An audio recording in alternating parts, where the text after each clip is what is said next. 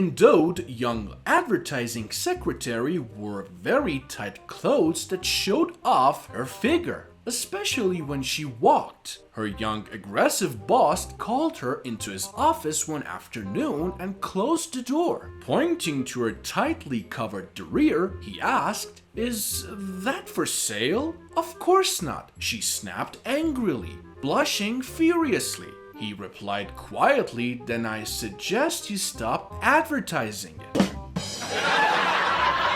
There was a little boy who had just learned to count on his fingers.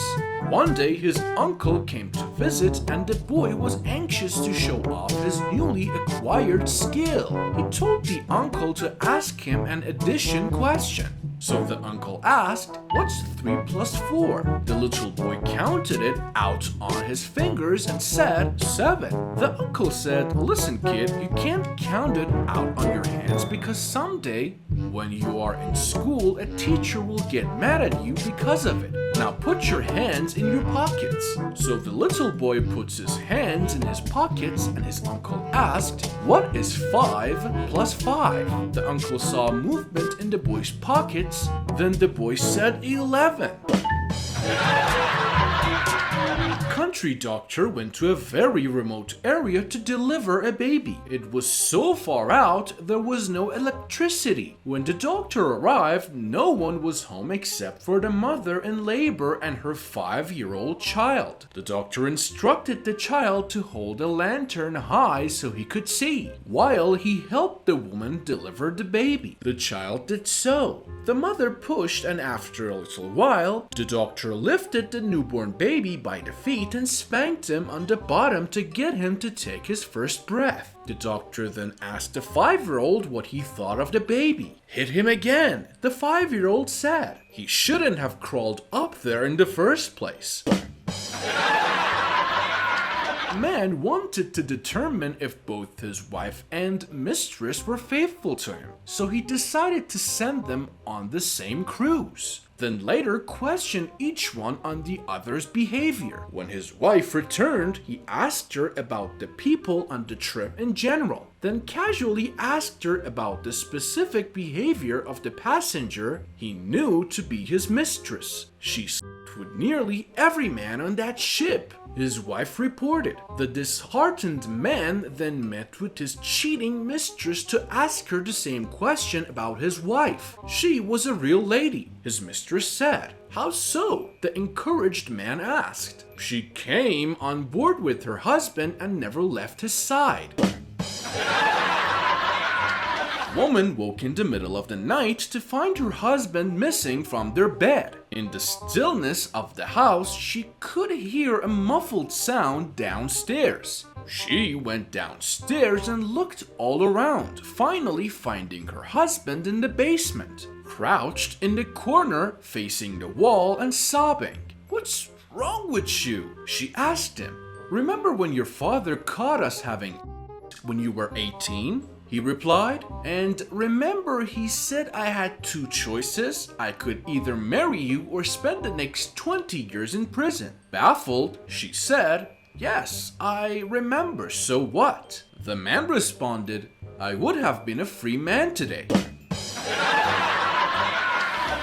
Businessman and his secretary, overcome by passion, go to his house for an early afternoon quickie. "Don't worry," he assures her. "My wife is out of town on a business trip, so there's no risk." As one thing leads to another, the woman reaches into her purse and suddenly gasps. "We have to stop. I forgot to bring my contraceptive." "No problem," he replies. "I'll get my wife's diaphragm." After a few minutes of searching, he returns to the bedroom in a fury. "That witch!" he exclaims. "She took it with her. I always knew she didn't trust me."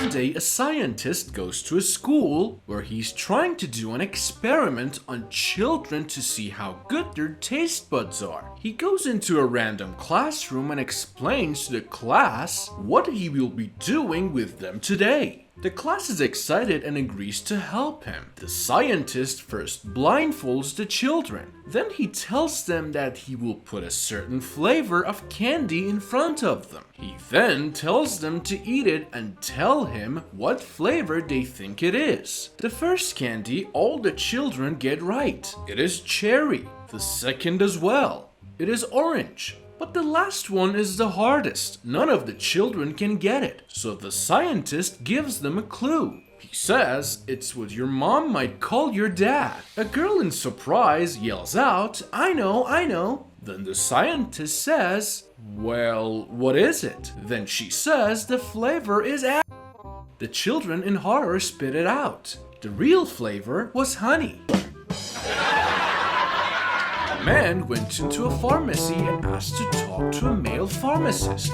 The woman he was talking to said that she was a pharmacist and that she and her sister owned the store. So there were no males employed there. She then asked if there was something she could help the gentleman with. The man said, "This is embarrassing for me, but I have a permanent which causes me a lot of problems and severe embarrassment. I was wondering what you could give me for it." The pharmacist said, "Just a minute, I'll go talk to my sister." When she returned, she said, "The best we can do is 1/3 ownership in the store and $3,000 a month in living expenses." A man went to the police station wishing to speak with the burglar who had broken into his house the night before. "You'll get your chance in court," said the desk sergeant. "No, no, no," insisted the man. "I want to know how he got into the house without waking my wife. I've been trying to do that for years." Three old men were sitting around talking about who had the worst health problems. The 70-year-old said, "Have I got a problem? Every morning I get up at 7:30 and have to take a piss.